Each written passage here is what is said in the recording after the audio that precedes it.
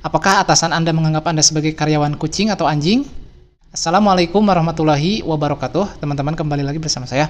Dan di video kali ini saya ingin membahas putaran karyawan kucing dan anjing. Disclaimer dulu sebelumnya, saya mengatakan karyawan kucing dan anjing ini bukan dalam hal menghina sebagaimana orang-orang mengatakan anjing loh, bukan kayak gitu ya. Tapi lebih ke karyawan yang kinerjanya ini ada yang kayak kucing, gak banyak guna tapi dicintai, ada yang kayak anjing, banyak gunanya tapi dianggap hina. Di sini yang akan saya bahas adalah beberapa indikator yang menunjukkan apakah Anda ini karyawan yang dianggap kucing oleh atasan atau dianggap anjing oleh atasan. Kita tahu bahwasanya yang namanya kucing itu kan biasanya mitosnya itu ya menganggap tuannya ini sebagai babu, sedangkan anjing menganggap tuannya ini sebagai tuan gitu. Kucing ini ketika dia dimanjakan, ketika dimuliakan, ketika dirawat, dia menganggap bahwasanya dia ini adalah sesuatu gitu. Sedangkan anjing ketika dia dikasih haknya oleh tuannya, maka dia akan mengabdi sepenuh hati sebagai bentuk terima kasih kepada tuannya. Lalu apa tanda-tanda bahwasanya Anda dianggap kucing atau anjing oleh atasan? Kita bahas dari yang karyawan kucing dulu.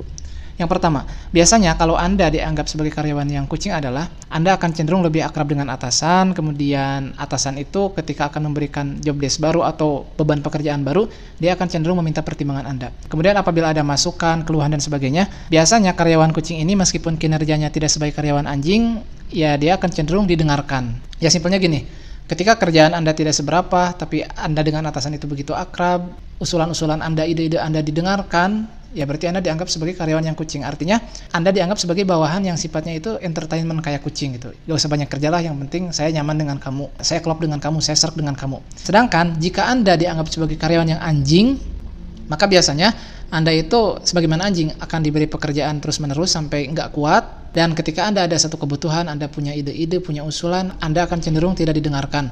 Dan ketika Anda berbuat salah, Anda akan cenderung lebih mudah untuk mendapat hukuman dibandingkan karyawan yang kucing tadi.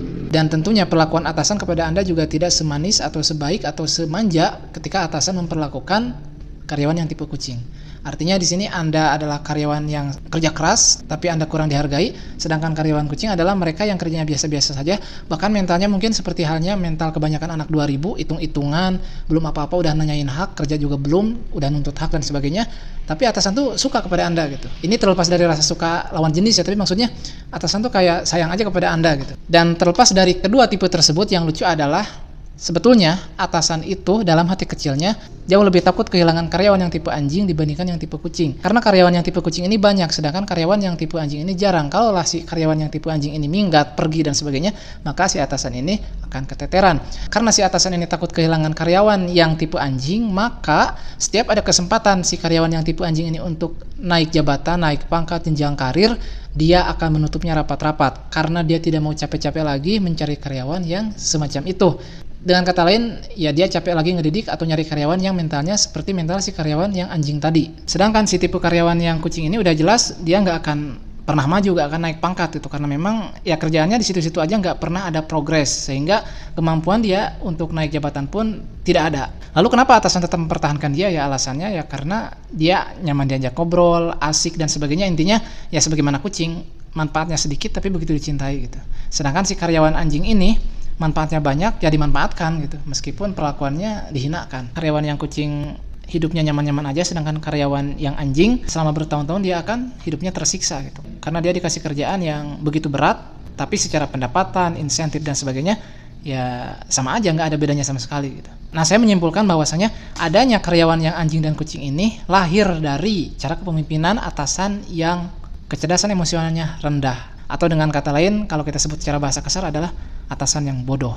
Biasanya fenomena karyawan kucing dan anjing ini terjadi di internal tempat kerjanya masing-masing gitu. Sehingga permasalahan semacam ini tidak akan di follow up ke atasan atau ke level yang lebih atas. Jadi orang-orang yang di atasnya tuh nggak tahu bahwasanya di bawah tuh ada semacam mekanisme kerja seperti itu. Ada yang bawahannya itu dikasih kerjaan yang terlalu over, ada yang terlalu enak. Itu orang-orang yang di pusat pasti nggak tahu gitu. Kalau mereka tahu kan mereka punya HRD, pasti mereka melakukan evaluasi lagi gimana sih seharusnya. Karena secara logika juga kan yang namanya HRD itu pasti mereka tuh orang berpendidikan, orang yang ngerti lah cara mengolah sumber daya manusia yang baik. Jadi disclaimer dulu ya teman-teman, yang saya sebut di sini tuh bukan perusahaannya, apalagi kalau perusahaan nasional itu biasanya ya mereka patuh terhadap undang-undang gitu, karena kalau enggak ya mereka juga nanti takut terkena pelanggaran undang-undang dan digugat oleh Disnaker misalkan. Tapi permasalahan seperti ini biasanya ya ada di bawah-bawah itu, jadi nggak nyampe sampai ke atas dan orang-orang atas nggak tahu, sehingga seolah-olah semua perusahaan tuh kayak gitu. Padahal adanya karyawan yang menjadi anjing dan kucing ini ya lahir dari gaya kepemimpinan orang-orang di bawahnya gitu. Gaya kepemimpinan yang kecerdasan emosionalnya rendah tadi ya teman-teman.